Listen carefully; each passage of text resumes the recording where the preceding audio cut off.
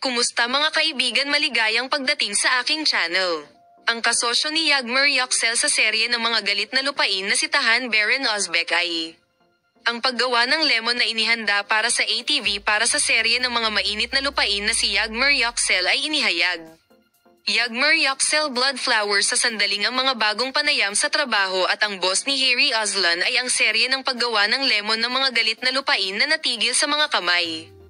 Si Simal ngayon ang tagapamahala sa serye na isinulat ni Ali Byrian Yagmer Yoxel character at ang nangungunang babaeng character na may karakter ng batang bituin ay ipinahayag kung saan malinaw ang pagkakaiba.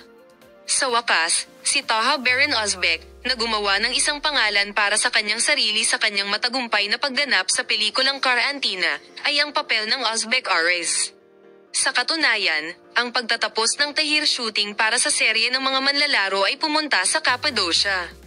Bibigyan ka namin ng detalyadong impormasyon tungkol sa paksa, patuloy na sundin ang aming channel, Polem.